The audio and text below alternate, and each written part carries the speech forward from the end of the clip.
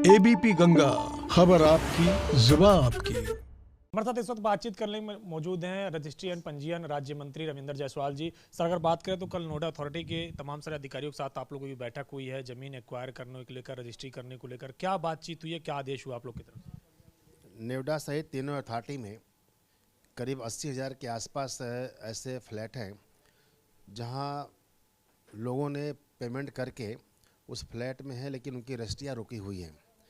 उसमें अलग अलग प्रकार के प्रॉब्लम थे। कई तो बिल्डर ने बदमाशी किया है, कई बिल्डर देने को तैयार है, लेकिन अथॉरिटी से उनका सामंजस्य नहीं है। और सामंजस्य में वह 80,000 परिवार इस संशय में है कि यह प्रॉपर्टी जिसका हम भुगतान कर चुके हैं, यह मेरे नाम पर रजिस्ट्री हो जाना चाहिए। ये एक बड़ी समस्या थी माननीय मुख्यमंत्री जी के निर्देश पर कि इसका समस्या है क्या, समाधान कैसे होगा। तो अथॉरिटी और एसटी विभाग और वहाँ कलेक्टर के साथ बैठ करके एक प्लान किया गया है, समझा गया है कि प्रॉब्लम कैसे होगा, सॉल्व कैसे होगा। इसमें माननीय सर्वोच्च न्यायालय ने भी काफ़ी निर्देश दिया है, वह कैसे पालन कराया जाए, क्या उसमें हो सकता है।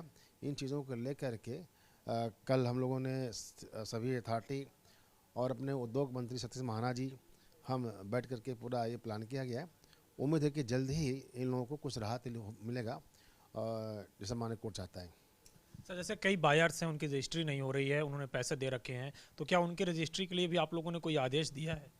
अब दो तरह की बातें आई हैं। कुछ जो बायर हैं, आम जनता है, जिन्होंने ये देखा है कि इसकी अथॉरिटी नक्शा पास किया है और नक्शा पास करने के बाद वह ज़मीन अथॉरिटी के दिया हुआ है, उन्होंने बिल्डर को पेमेंट कर दिया और कहीं कहीं पेमेंट कर दिया 100%, 90% कर दिया है। बायर ने क्या किया है कि दो तरह के बायर भी है, बिल्डर हैं। एक बिल्डर है कि जो भाग गया है, जैसे आम्रपाली वहाँ पर है, लेकिन कुछ ऐसे बिल्डर हैं कि जो अथॉरिटी को पेमेंट कर रहे हैं, लेकिन अथॉरिटी है कि उनका जारी नहीं कर रहा है एनओसी। तो बिना उनके एनओसी का इनका रजिस्ट्री नहीं होगा। एनओसी क्यों नहीं जारी कर रहा है, तो उनका प्रॉब्लम है कि इन्होंने देर कर दिया है। तो देर में हमारा जो सरचार्ज है, पेनाल्टी है, वो अमाउंट काफ़ी बढ़ गया है। बिल्डर का है कि हम पेनाल्टी को, हमारा इसमें कोई दोष नहीं है। बीच में जन आंदोलन हुआ था ताकि सारे काम रुक गए थे, तो उस जन आंदोलन में लॉ एंड ऑर्डर का इशू था, हम लोग काम नहीं कर पाए थे। इसलिए मेरे को यह लिबर्टी मिलना चाहिए कि सरचार्ज और पेनाल्टी में हमें कुछ मिले ताकि हम जमा करने तैयार हैं। इन चीज़ों को समझ करके जल्द ही करीब 80,000 परिवार को इसकी राहत मिलेगी। सर, एक सवाल और है, कई सारे ऐसे बिल्डर हैं जिन्होंने पैसे ले लिए हैं, वो फरार हो गए हैं, बायर्स को घर नहीं मिल पा रहा, क्या उनके लिए भी कुछ बातचीत हुई, कुछ आदेश हुआ है? ये एक हम लोगों ने एक पूरी रिपोर्ट मंगवाया है कि ऐसे कितने हैं जो बिल्डर भागे हुए हैं। भागे हैं तो उसमें बायर, इसमें कितने लोग हैं, एक इसकी रिपोर्ट बन रही है और अथॉरिटी को कहा गया है कि ऐसे लोगों के खिलाफ आप खुजवाइए और जेल भेजिए। यह फ्रॉड हुआ। अगर आपने किसी से पैसा लिया और भाग गया तो फ्रॉड हुआ। हम समाधान उस पर कर रहे हैं कि बिल्डर जहाँ पर है वो पेमेंट करने को तैयार है, क्या इसका इशू है, ये सॉल्व कैसे किया जाए। बाकी जो भागे वो जेल जा रहे हैं। सर, एक सवाल इसी से जुड़ा हुआ है, जो 80,000 आप लोगों ने चिन्हित किए हैं कि रजिस्ट्री करवाना है, कौन कौन सी वो सोसाइटी है, अगर एक दो सोसाइटी के नाम हो, या फिर कब तक इनकी जो रजिस्ट्री हो जाएगी?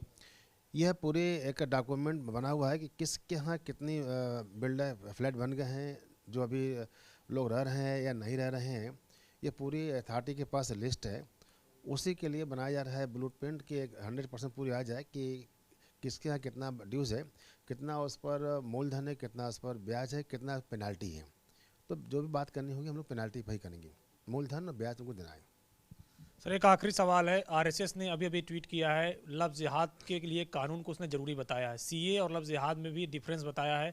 आप लोग को क्या लगता है, उत्तर प्रदेश लफ्ज़ जिहाद कानून ला चुका है, उसको हाई कोर्ट में चैलेंज किया गया है, सुप्रीम कोर्ट में भी उसकी सुनवाई होनी है, किस तरीके से आप आरएसएस के इस ट्वीट को देखते हैं? किसी को गुमराह करके, अपने समुदाय को छिपा करके, गुमराह करना, समुदाय को छिपा करके अगर आप शादी विवाह करते हैं तो यह अपराध है। यूपी में नई कानून बना दी गई है।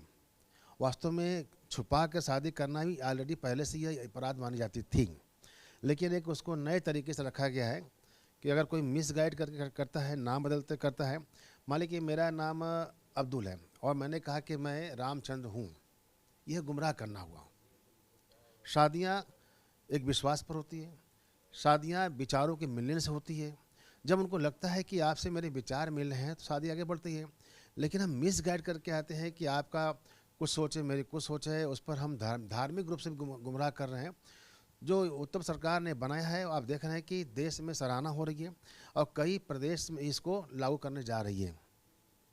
शुक्रिया हमसे बातचीत करने के लिए। तो ये हैं राज्य मंत्री रविंद्र जायसवाल, जिनका कहना है कि नोएडा के तमाम सारे बायर्स को लेकर के जल्दी खुशखबरी मिल सकती है, क्योंकि सरकार तैयारी कर रही है कि 85,000 ऐसे बायर्स को फ्लैट दिया जाए जिनकी रजिस्ट्री होने में बस कुछ ही वक्त है, क्योंकि वो फ्लैट्स तैयार हो गए हैं। अब जल्दी उनकी रजिस्ट्री कराई जाएगी। कृष्ण वीरपाल के साथ अविनाश तिवारी, एबीपी गंगा, दिल्ली।